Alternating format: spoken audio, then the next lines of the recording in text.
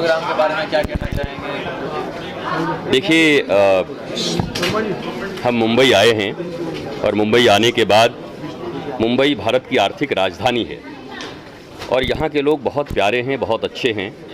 भागदौड़ की ज़िंदगी में उनके जीवन में बहुत सारे तनाव हैं, डिप्रेशन हैं।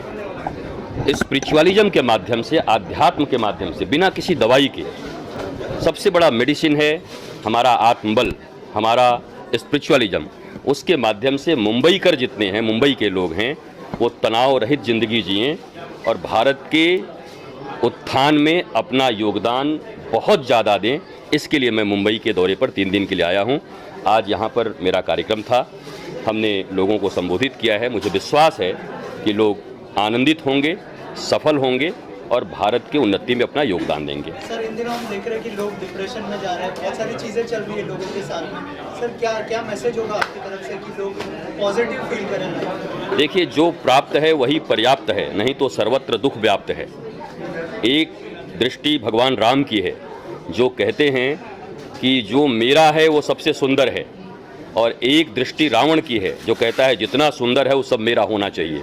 तो जो लोग रावण की दृष्टि से जिएंगे उनको तनाव होगा, जो भगवान राम की दृष्टि से जिएंगे उनके तनाव कम होंगे और वो आनंद में जिएंगे। सर, रामनवमी भी आने वाली है, अभी क्या कहना चाहेंगे सर अयोध्या में रामनवमी? देखिए, ये वर्ष तो भारत के लिए और पूरी दुनिया के लिए श्रेष्ठ है। 500 वर्षों से खोई हुई भारतीय अस्मिता को 22 जनवरी को प्राप्त किया गया। अयोध्या में श्री राम मंदिर का प्राण प्रतिष्ठा हुआ।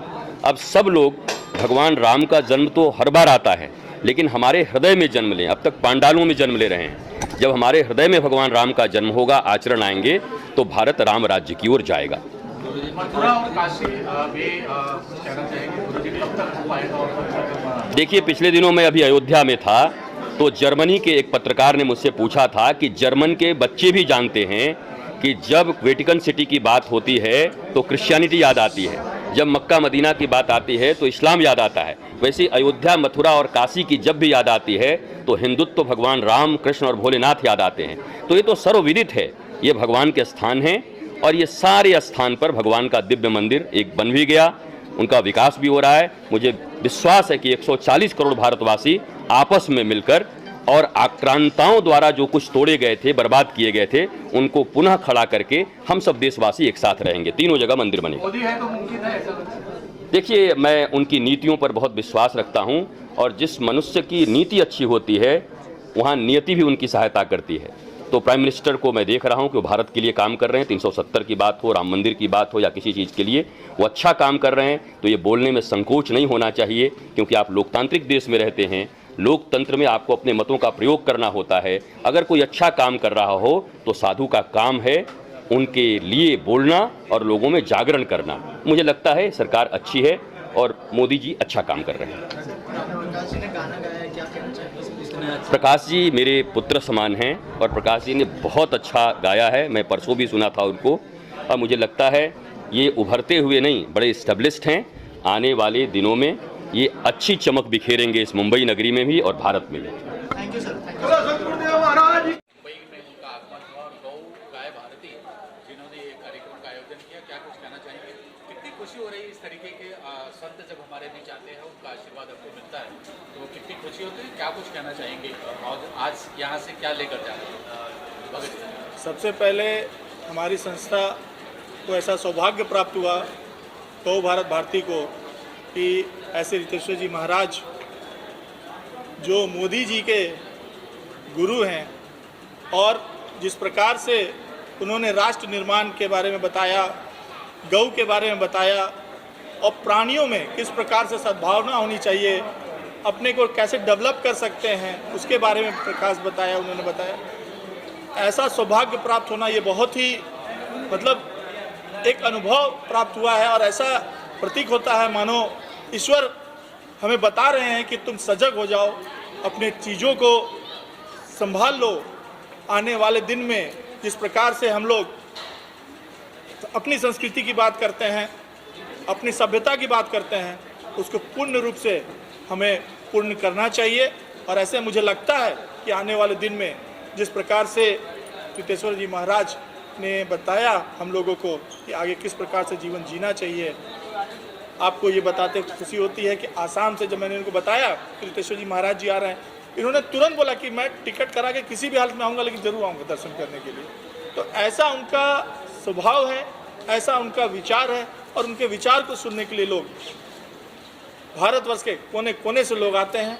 और आज मैं बहुत अपने आप को गौरवान्वित महसूस कर रहा हूँ कि आज उनका प्रवचन मुझे भी सुनने को मिला और मैं भी उनसे बहुत लाभान्वित हुआ। सर क्या कुछ कहना चाहेंगे आसाम से खास करके? हाँ, मैं विशेषकर यही कहना चाहूँगा कि आज के इस गौ भारत भारती के सौजन्य से जो कार्यक्रम रखा गया है, जो हमारे रत्नेश्वर महाराज जी आए हैं यहाँ पर महाराष्ट्र की धरती पर, तो ये बहुत ही पुण्य धरती पर आए हैं। महापुरुष का आगमन होना चाहिए हर जगह।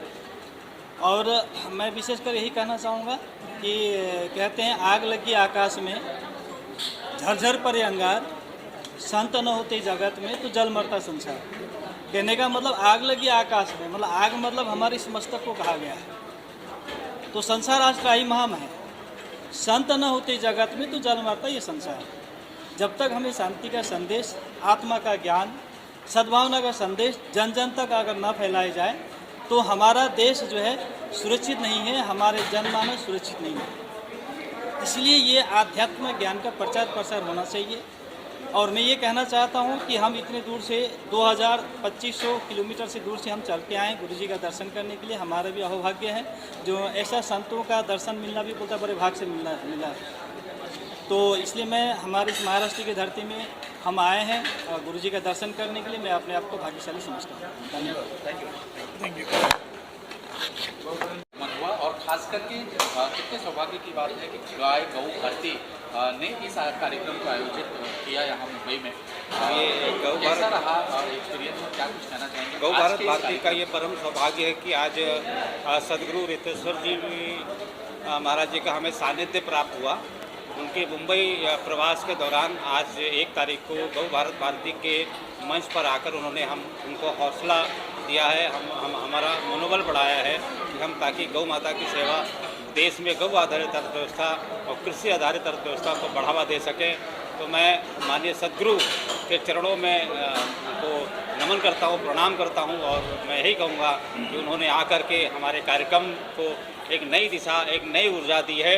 तो ऐसे ही सदगुरु का आशीर्वाद हमारे प्रकाशन पे बना रहे और उनके मार्गदर्शन में हम काम करें, ऐसी मेरी इच्छा है। कोई मिशन आज गुरु जी ने दिया आपको गौ कि जैसे उन्होंने कहा कि कृषि में ज़्यादा ये होना चाहिए, उसका कोई मार्गदर्शन? मैं एक बात मैं कहना चाहूँगा कि आज तो मेरा जन्मदिन भी है, तो ये मेरा परम सौभाग्य है कि आज के दिन हमने एक अच्छा काम किया। और कृषि आधारित, गौ आधारित कृषि व्यवस्था का मतलब ये होता है कि देसी जो गौवंश है हमारी भारतीय, वो उसका जो बायो फर्टिलाइज़र गैस वो बनता है, जो बायोगैस गोबर का जो इस्तेमाल होता है, खेतों में इस्तेमाल होता है, उसको जैविक खेती कहते हैं। तो जैविक खेती जितनी यूरिया रहित या रासायनिक खेती से हम जितना बचेंगे, उसके लिए हमें गाय के गोबर का इस्तेमाल करना पड़ेगा। और गाय के गोबर का इस्तेमाल, गौमूत्र गोबर का इस्तेमाल हम तभी कर पाएंगे जब गाय प्रचुर मात्रा में गौवंश हमारे देश में बचेगी। उसको बचाने के लिए हमें अथक प्रयास करते रहना चाहिए, क्योंकि वही भारत का भविष्य है।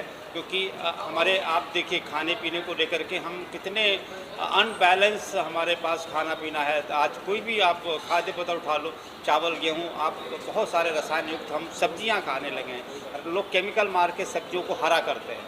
आप सोचिए उन सब्जियों को जब आप पका के खाते हैं तो पूरा केमिकल खाते हैं आप। हमारे वैज्ञानिकों का कहना ये है कि अगर हम इसको नहीं बचा पाए, नहीं सुधार पाए, तो आने वाले 10 से 15-20 वर्षों में 15-20 साल के लड़के बेमौत मर जाएंगे, उनको हार्ट अटैक आ जाएगा। आज के नौजवानों में हार्ट अटैक का जो न्यूनतम जो पैमाना देखा गया है, आप सब मीडिया से हैं तो आपको पता होगा कि 15-20-30 साल के 30-35 के अंदर के लोगों को हार्ट अटैक हो रहा है। पहले तो ऐसा नहीं था, हार्ट अटैक इतने होते नहीं थे नौजवानों को हार्ट अटैक। तो क्यों? तो मुख्य कारण यही है, इसमें देखा गया कि यूरिया युक्त, रासायनिक युक्त उनको खाना वो खाते हैं, इसलिए उनका जो इम्यूनिटी सिस्टम है वो कमज़ोर हो चुका है। अंदर का शरीर कमज़ोर है, वो झेल ही नहीं पाता है। हमारी जन्म जो है, मैं 76 का हूँ, तो हम 70 के दशक में पैदा हुए। तो हमारे घर में गाय होती थी, तो हमारी दादी हमको दूध, गाय का ओरिजिनल दूध पिलाती थी, कच्चा दूध। तो थोड़े हम हट्टे कट्टे, अभी तक आई एम रनिंग 47, अभी 48 लग गया मेरा, तो हम चल रहे हैं। लेकिन एक वक्त आने वाले टाइम पे ये बड़ी स्थितियां खतरनाक होने वाली है। इसके लिए गौ आधारित खेती जैविक खेती, ऑर्गेनिक फार्मिंग हमें करना चाहिए और उसका भोजन हमारे घर में जाएगा तो हम जीवित रह पाएंगे। मैं यही कहूँगा। और आज सदगुरु जी ने हमारे कार्यक्रम में हमको आके आशीर्वाद दिया, मैं उनको बहुत बहुत धन्यवाद करता हूँ। धन्यवाद। Thank you. कुछ कहना चाहेंगे रितेश्वर जी महाराज के हाथराज को सम्मानित किया गौ भारत भारतीय के सम्मान से? सबसे पहले तो मैं संजय अमान जी का बहुत आभारी हूँ कि उन्होंने ये मौका दिया गुरु जी को मिलने का, उनका सानिध्य पाने का। और सच में उनको देख के मैं मंत्रमुग्ध हो गया। और इतनी सुंदर वाणी और इतना सुंदर संदेश उन्होंने दिया कि सीधा दिल में उतर गया। और बहुत ज्ञानी है, भगवान के बहुत नज़दीक है और उन्होंने बहुत अच्छा संदेश दिया हमको। और संजय अमान जी को मैं बहुत आभारी। मेरे को अभी पता चला कि उनका जन्मदिन है, तो उनका जन्मदिन की भी बधाइयाँ दे रहा हूँ। और यही संदेश के साथ मैं आप सबका आभारी हूँ। थैंक यू दीपक जी आपको। और बड़ा ही सुंदर कार्यक्रम रहा रितेश्वर जी महाराज जी का मुंबई में आगमन पर। भजन से आपने मंत्रमुग्ध कर दिया लोगों को। क्या कुछ कहना चाहेंगे? कितनी खुशी की बात होती है इस तरीके का जब कार्यक्रम में, खास करके रितेश्वर जी महाराज का मुंबई आगमन में? कहते हैं कि प्रातः काल उठ के रघुनाथा, मातु पितहि गुरु ना वही माथा। राम सिया राम जय जय राम। गुरु का जो दर्जा होता है, जो पदवी होती है, वो सबसे बड़ी होती है। कहते हैं गुरु गोविंद हो खड़े काके लागू पाए। सबसे बड़े गुरु होते हैं जो ईश्वर के बारे में बताते हैं हमें। और आज हमें मौका मिला सदगुरु रितेश्वर जी का स्वागत करने का, उसके लिए मैं अपने आप को बहुत सौभाग्यशाली समझता हूँ। और गौ गाय भारती ने इस कार्यक्रम का आयोजन किया, साथ में मधुर फिल्म से भी था जी। क्या कुछ कहना चाहेंगे? कैसा रहा एक्सपीरियंस और कितनी कठिनाई चैलेंज था? क्या कुछ कहना चाहेंगे? देखिए, कठिनाइयाँ तो रहती हैं, हर समय रहती हैं, हर वक्त रहती हैं। जब ये हमारे सामने आया कि हमें रितेश्वर जी का स्वागत करना है, तो हमने संजय अमान जी से बात की, गौ भारत भारती के जो एडिटर हैं, चीफ हैं। तो उन्होंने, वो मेरे दोस्त हैं, उन्होंने सहर्ष स्वीकार किया और लगातार उन्होंने तैयारियां की। बहुत खूबसूरत तैयारी संजय अमान जी ने की। और उसके बाद आप सब लोगों ने देखा ही कि अच्छे से कार्यक्रम हो गया। धन्यवाद। थैंक यू आपसे।